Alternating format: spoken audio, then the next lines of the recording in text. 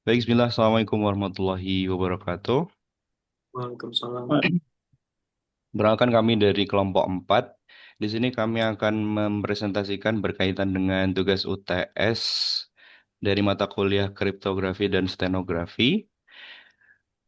Selanjutnya, saya akan memperkenalkan terlebih dahulu beberapa anggota kelompok. Yang pertama, saya sendiri, Bagus Seksa Pamungkas Jakawardana, sebagai ketua kelompok 4. Yang kedua ada Mas Robi Bagus Sadewa. Selanjutnya ada Mas Indra Ari. Selanjutnya ada Mas Heru Anggara. Selanjutnya ada Mas Anas Fauzi. Selanjutnya ada Mas Ahmad Akil Khairunazar. Baik, langsung saja. Di sini saya akan mempresentasikan untuk di awal. Dari tugas yang diberikan oleh Pak Azam, di sini kita diberikan sebuah modul dari Link Try Hack Me dan berkaitan dengan modul kriptografi.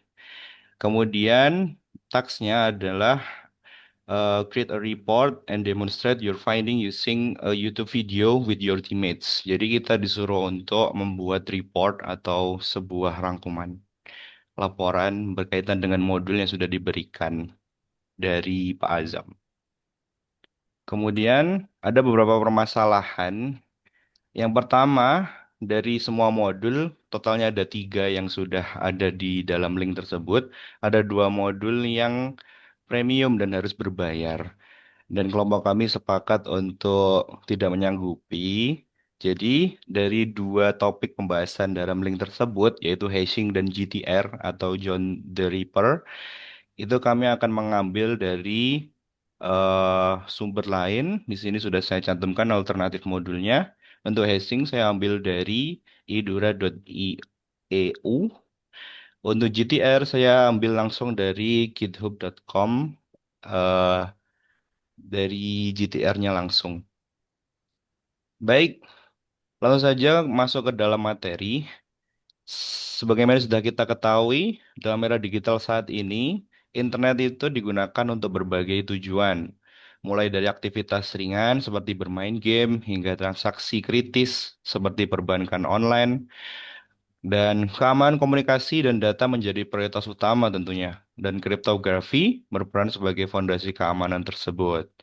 Nah, laporan ini akan membahas 3 topik utama tentang kriptografi. Yang pertama ada hashing, yang kedua ada enkripsi atau John Draper dulu nanti, dan terakhir nanti ada enkripsi, serta keterkaitannya dalam menjaga keamanan sistem digital. Untuk yang pertama, topik yang akan kita bahas adalah hashing.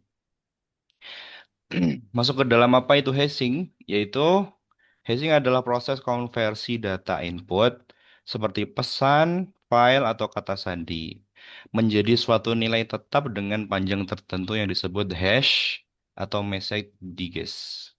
Hash dihasilkan oleh fungsi hash kriptografi yang dirancang untuk bekerja satu arah atau one way function. Kemudian karakteristik fungsi hash yang kuat, yaitu ada beberapa hal. Yang pertama ada deterministik, yaitu adalah input yang sama selalu menghasilkan hash yang sama. Dan juga cepat, yang bermakna perhitungan hash dilakukan dengan efisien. Yang selanjutnya, hash juga pre-image resistance, yaitu sulit menemukan input asli dari hash yang diberikan.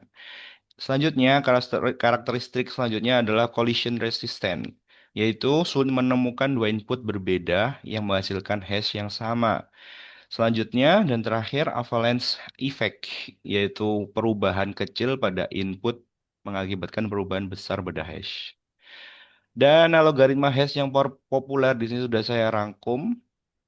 Ada algoritma MD5 dengan panjang hash 128 bit. Penggunaannya biasanya dipakai di dalam checksum atau integritas file. Kemudian status keamanannya masih rentan, rentan collision dan tidak aman.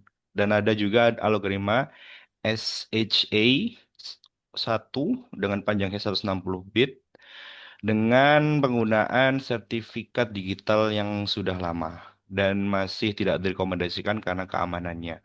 Kemudian ada juga algoritma SHA 256 dengan panjang hash 256 bit yang biasa digunakan dalam blockchain atau SSL atau TLS, dan status keamanannya masih dibilang aman karena masih digunakan secara luas dan banyak penggunanya. Selanjutnya ada algoritma SHA 3 Dan panjang hashnya sesuai variabel dan penggunaannya biasanya digunakan standar hash yang baru dan sangat aman. Ada bcrypt dan juga sesuai variabel panjangnya. Penggunaannya biasanya digunakan dengan hash kata sandi dan status keamanannya sangat aman dengan salt. Kemudian topik selanjutnya yang akan dibahas yaitu adalah pengaplikasian hashing dalam keamanan itu seperti apa. Yang pertama dalam penyimpanan kata sandi, kata sandi disimpan sebagai hash yaitu dengan maksud bukan plain text maksudnya ya. Yang kedua ada verifikasi integritas data yang maksudnya adalah memastikan file tidak dimodifikasi selama transfer. Selanjutnya ada tanda tangan digital, yaitu digunakan bersama enkripsi asimetris yang akan dijelaskan nanti di bagian enkripsi. Kemudian ada blockchain sebagai penghubung antar blok transaksi dan juga forensik digital sebagai identifikasi file dan bukti integritas.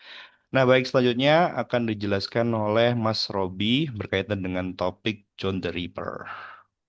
Baik, Mas Robi Baik, silahkan. terima kasih Mas Bagus. Langsung lihat saja Mas.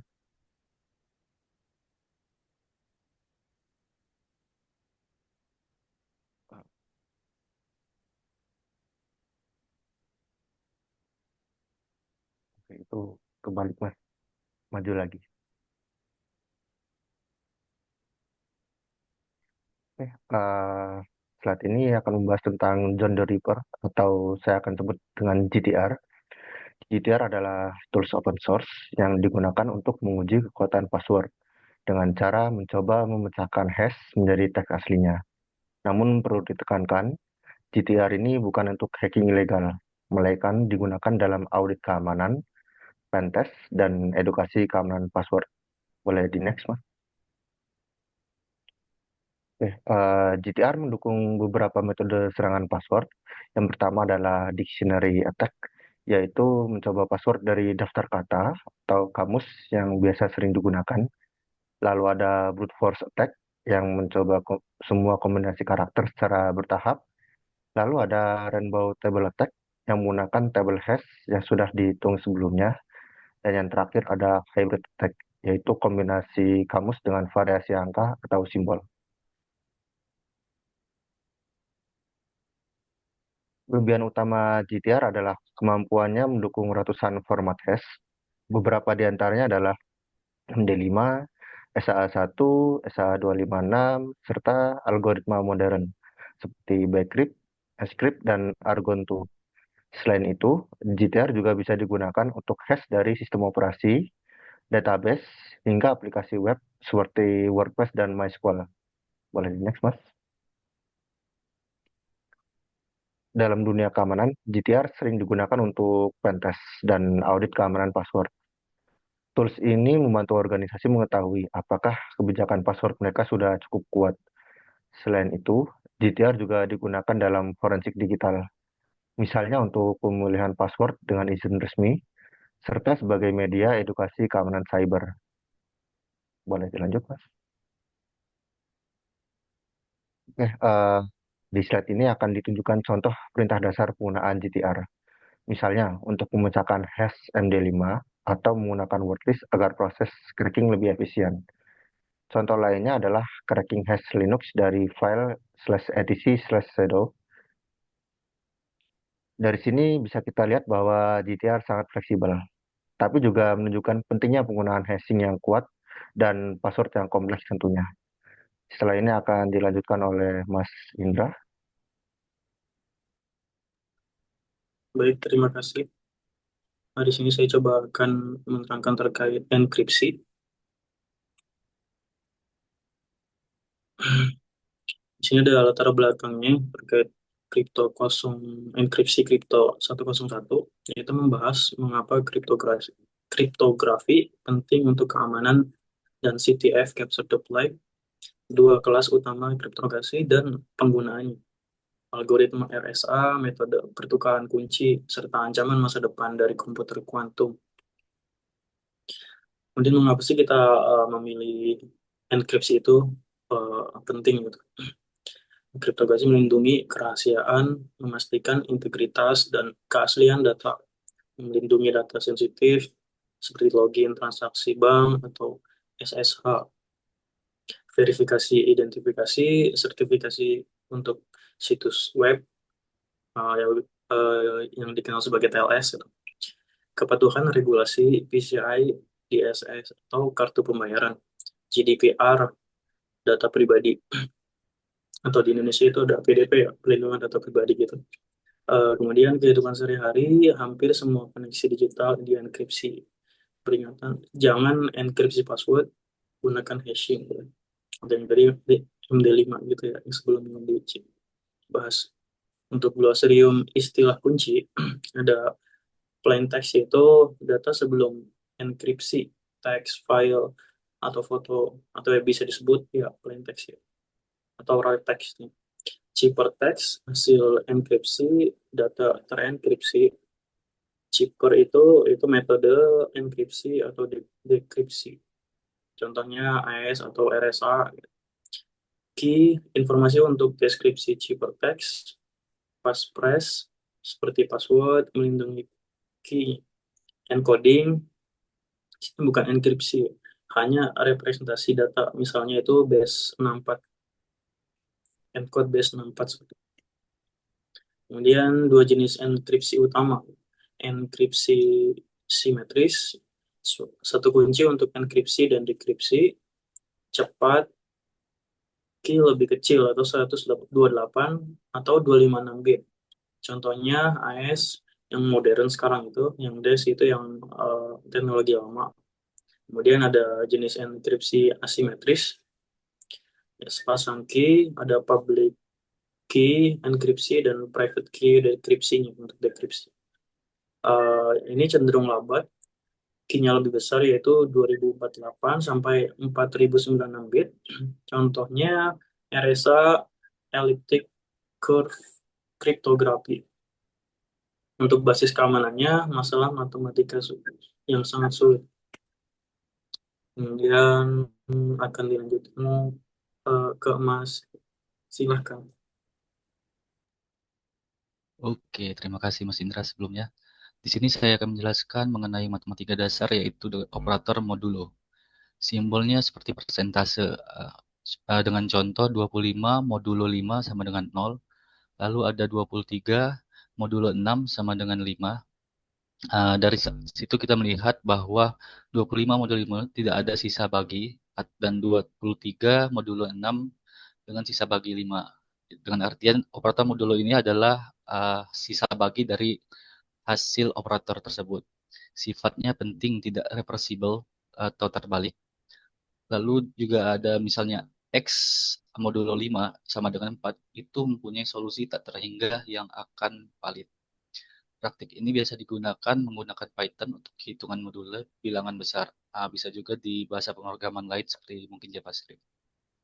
Oke, langsung lanjut ke RSA encryption teori. Berdasarkan kesulitan memfaktorkan bilangan besar, variabel penting dari RSA encryption ini seperti P, lalu ada key, yaitu mempresentasikan bilangan prima besar.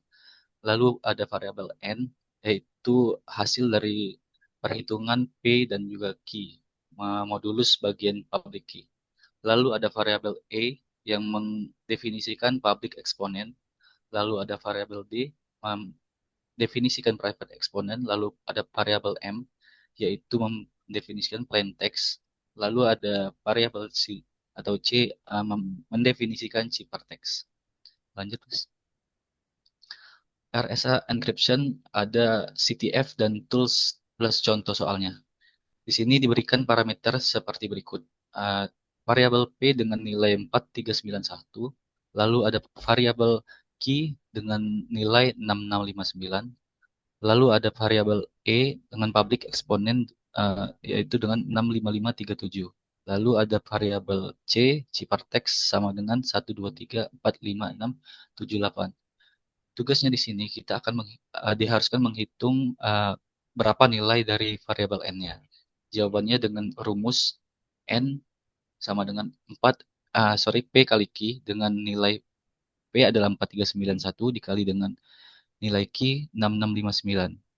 Dihasilkan dengan nilai 2923969. Next. Lalu selanjutnya membahas mengenai pertukaran kunci dengan asimetris. Maksudnya adalah menggabungkan kecepatan simetris dengan keamanan asimetris. Analoginya seperti kotak dan gembok. Prosesnya, user meminta gembok public key ke server, lalu kunci instruksi rahasia simetris key dalam kotak, lalu mengirimkan kotak tertutup. Penerima membuka dengan kunci atau private key. Dengan praktiknya itu asimetris sekali untuk kirim simetris key. Lanjut, komunikasi dengan simetris yang cepat, lalu HTTPS menggunakan pola ini untuk keamanan. Lanjut, Mas. Lalu ada materi digital signatures dan certificates.